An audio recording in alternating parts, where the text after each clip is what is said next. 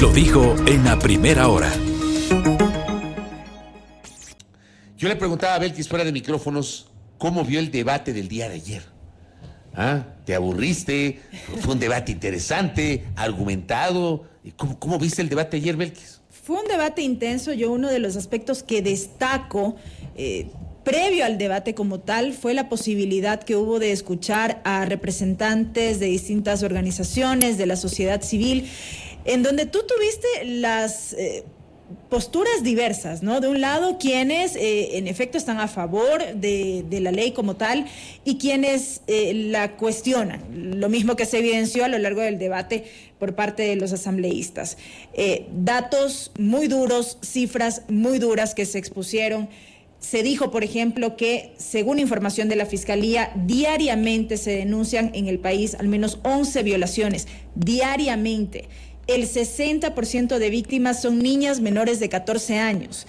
Y algo muy duro también todavía es que en un 95% de los casos, los perpetradores de estas violaciones, de estos abusos, están en el mismo círculo familiar. Se trata de padres, de tíos, de abuelos, de primos, que se encuentran en el mismo entorno familiar. 95% de los casos. Entonces, claro, es información que enciende las alertas. El hecho de que se denuncie diariamente al menos 11 violaciones, también te pone a pensar que esto es de lo que se conoce, sin pensar o sin contar con el subregistro que puede existir, porque también otro de los aspectos que se expuso es que es muy difícil denunciar precisamente a veces por cómo se maneja el sistema de justicia, por esta falta de enfoque de género al nivel de la justicia. Entonces hay que ver también ese subregistro que evidentemente existe y de lo cual no se habla. Claro, es parte del debate, ¿no?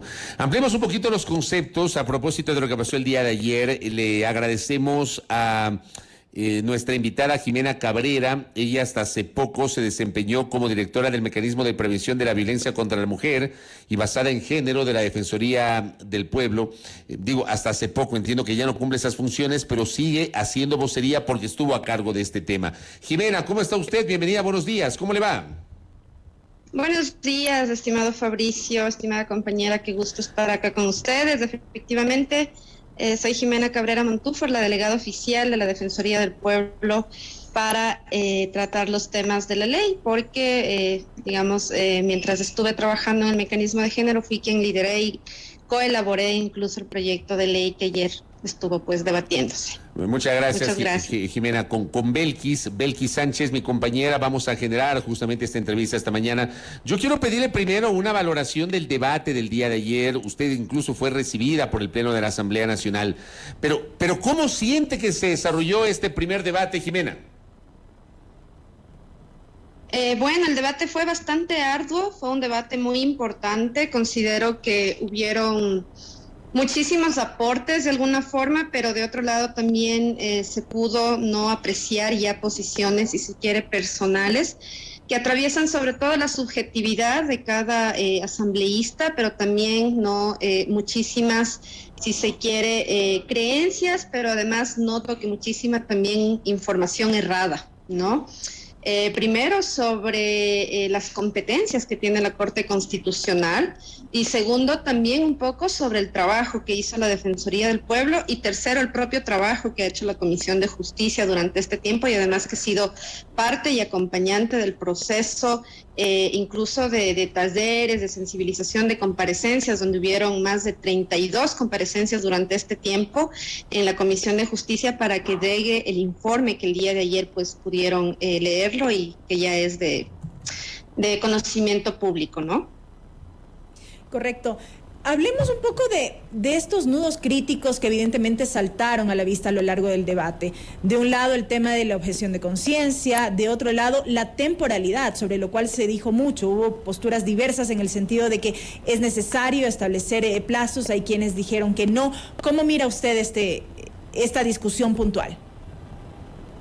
Bueno, digamos que la discusión de estos 3 puntos neurálgicos, y como ya lo has dicho, son 3 puntos críticos que la Corte Constitucional ya los evidenció en su sentencia, ¿no? El 28 de abril. No obstante, envió justamente el 28 de abril a la Defensoría del Pueblo del Ecuador para que realicemos y desarrollemos una ley que primero no tenga barreras y obstáculos para el acceso al derecho de la interrupción voluntaria de embarazo por violación, pero por otro lado también nos determina que tengamos la rigurosidad del caso en aplicar todos los estándares internacionales de derechos humanos y las recomendaciones que se vienen haciendo desde el 90 y mucho antes al Ecuador de despenalizar el aborto por violación, en tanto las cifras que tú ya has leído, ¿no? En tanto las cifras de violencia sexual y de violación que ocurren en nuestro país y que definitivamente no ha existido una política pública de prevención, ¿no? Donde 7 u 8 niñas cada día dan a luz un niño o niña producto de violación. Entonces, en relación a esto, la Defensoría del Pueblo hizo un arduo análisis en el primer mes, si quieren, de la sentencia y donde efectivamente se evidenciaron estos 3 puntos críticos, ¿no? El tema de temporalidad, requisitos, cuáles son los requisitos que va a requerir una mujer, un adolescente, una niña, una persona con posibilidad de gestar para acceder a la interrupción voluntaria de embarazo por violación y lo último es la objeción de conciencia.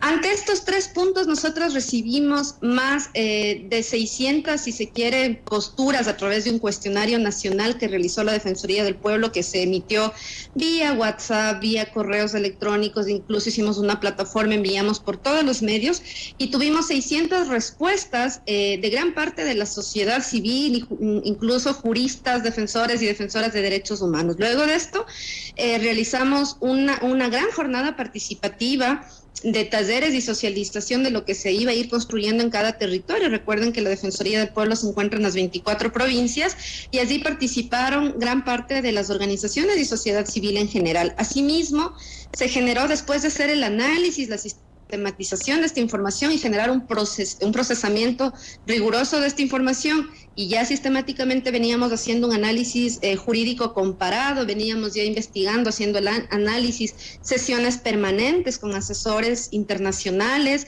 de otros países, incluso de la Corte Interamericana de Derechos Humanos, y en función de eso consolidamos mesas técnicas para tratar estos 3 puntos nodales que tú ya lo has señalado, ¿no? Y en función de eso, la conclusión a la que llegamos, y efectivamente la decisión de la ley fue esta, ¿no? La primera es que en temporalidad y tiempos gestacionales la ley no tiene que regular en términos de tiempos. ¿Por qué? Porque definitivamente los países que tienen despenalizado el aborto por violación ya se encuentran en una causal, es decir, es una excepción. Y dentro de una excepción no puede haber otra excepción. Y si lo determinamos tal como nosotros como Institución Nacional de Derechos Humanos lo leemos, porque es nuestra obligación como Defensoría del Pueblo, Institución Nacional de Derechos Humanos, que tiene que cumplir justamente el Sistema Interamericano de Derechos Humanos, no podemos imponer barreras y obstáculos, y el tema de tiempos así lo sería. Un ejemplo clarísimo son parte de las 22 interrupciones voluntarias de embarazo por violación que ya se han llevado a cabo en el Ecuador a partir de la sentencia, y que más de la mitad son de niñas, es el 50.5% de esos 22 casos han sido de niñas entre los 10 y 14 años de edad. Estos datos justamente son del Ministerio de Salud Pública, pero además es un análisis que hizo Surcuna, que es justamente la organización que está ahorita acompañando los casos, ¿no? Y estas niñas definitivamente no saben ni reconocen siquiera que han sido violentadas sexualmente, porque la violación en nuestro país, lamentablemente hay que decirlo, y con mucha pena y dolor hay que decirlo, que es una conducta normalizada en las familias, porque también recuerden que más del 80% de esas violaciones ocurren en los círculos más cercanos y familiares. Entonces, estas niñas, primero que no saben ni reconocer que han sido violadas, porque son conductas incluso que se justifican como acciones afectivas por parte de padres, hermanos, tíos, cuñados, suegros, padrastros, etcétera. Y que son reiterativas. Y por otro lado, también, estas niñas al quedar embarazadas no van a reconocer el tiempo gestacional en el que están, ¿no? Como primer punto, cuéntenme. Sí, decía yo, y que son reiterativas también. Y que son reiterativas, efectivamente, son digamos, violaciones sistemáticas, ¿no? Reiterativas y que van en función justamente de la complicidad social, primero, el silencio social que existe sobre esto. Segundo, también el desconocimiento de las propias niñas de sus derechos, pero tercero, de una política que efectivamente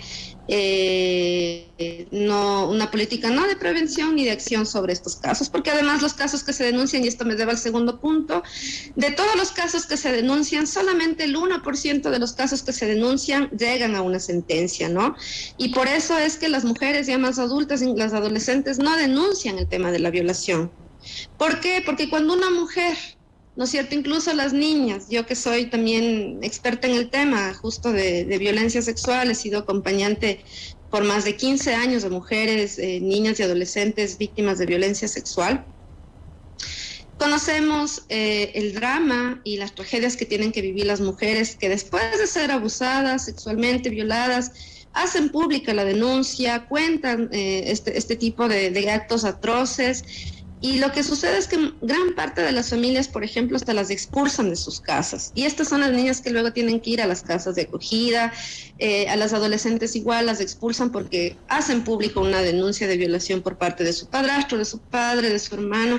Y lo que ocurre es que más bien lo que se consolida es un silencio, ¿no? Un silencio importantísimo, y es ese el que justo justifica todos los índices de violación que existen en nuestro país. Entonces, el tema de requisitos, y en este segundo punto crítico, también incluiría y podría ser una barrera, porque pedir una denuncia a una niña, por ejemplo, indígena, afrodescendiente, empobrecida, que ya viene de estas sistemáticas vulneraciones de derechos humanos, solicitarle una denuncia es incluirla de nuevo en un sistema de revictimización, incluso de culpabilización, y donde se negocian las violencias, ¿no? Sabemos cómo funciona el sistema de justicia, donde todavía este tipo de temas no son sancionados socialmente. Socialmente no se cree todavía. Por ejemplo, hasta ayer estuvimos escuchando en la asamblea que las mujeres no son violentadas, ni las niñas, ¿no?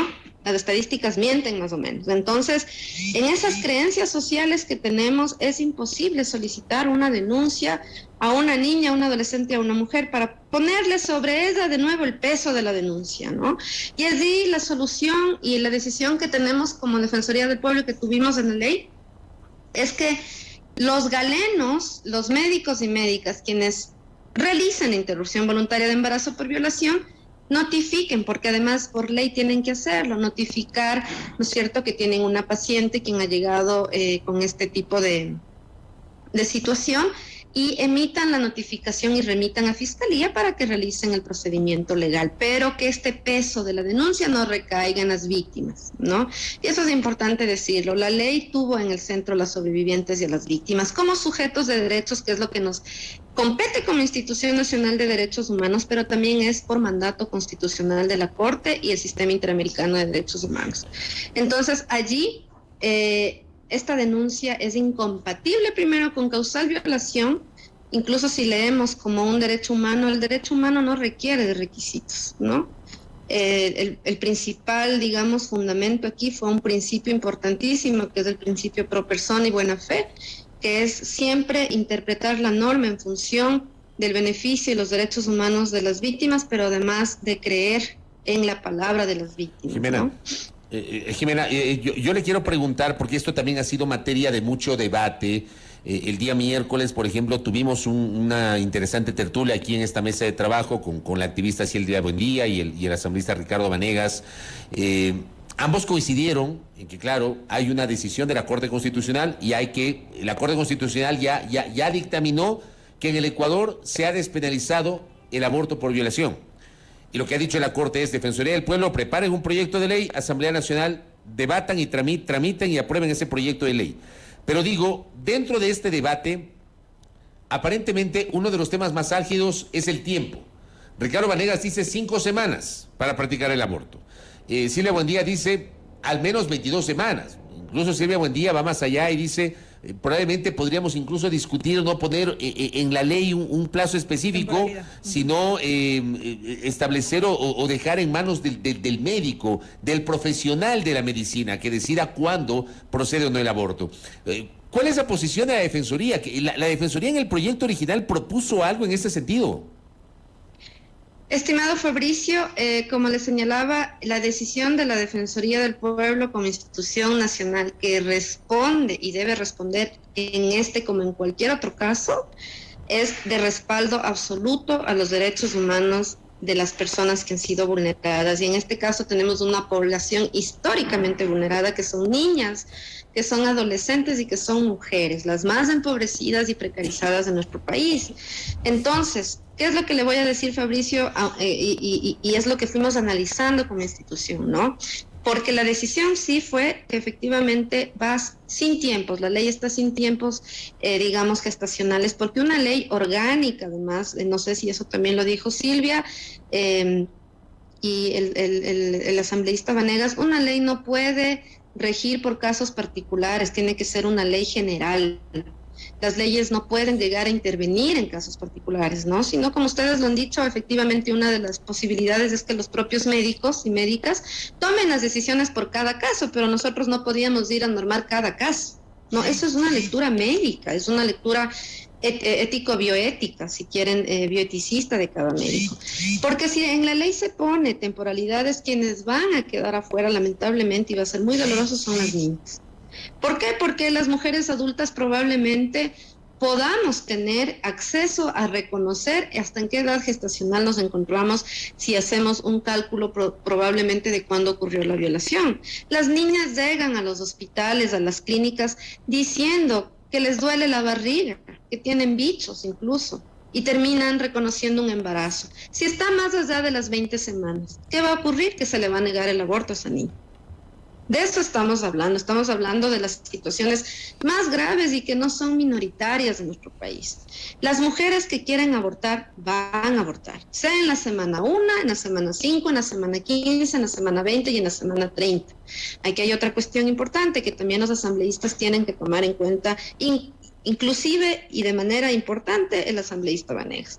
Las mujeres mueren en abortos clandestinos, los adolescentes mueren en abortos clandestinos. De eso también se trata la ley, de poder abrazar a esas mujeres que tienen que abortar clandestinamente y mueren desangradas, porque el Estado no ha generado una política de atención. Estas mujeres que van a continuar siendo violadas, muchas de ellas, y que van a terminar con embarazos forzosos, van a abortar, así sea la semana 20 o 23 o 25, y lo van a hacer en las clínicas privadas o donde puedan hacerlo con el método que sea posible, porque el aborto, más allá de lo que se discuta en la ley, es un hecho social en nuestro país, ¿no?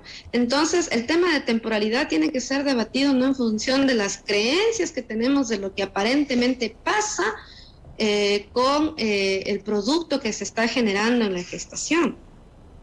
Tenemos que hacer un análisis aquí médico y bioético. Ayer se presentaron varios médicos en la asamblea y en nuestras asesorías también estuvieron.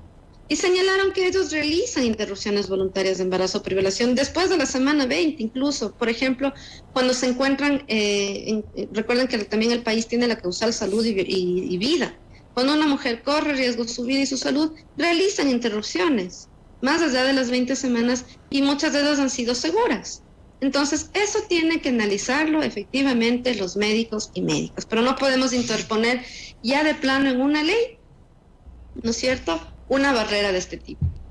Correcto. Entonces, Jimena, esa es la postura de la Defensoría del Pueblo en función a este tema. Jimena, bueno, lo cierto es que durante el debate pudimos escuchar que un sector rechaza que el aborto sea catalogado como un derecho humano porque la teoría es que eso no va a evitar que sigan ocurriendo violaciones, que eso no soluciona el problema. Lo cierto también es que debe existir una ley un poco para reglamentar, para normar lo que ya se ha determinado, pero ¿qué va a pasar si es que no hay el consenso suficiente como para aprobar la norma cuando ésta ya pase a su segundo y definitivo debate?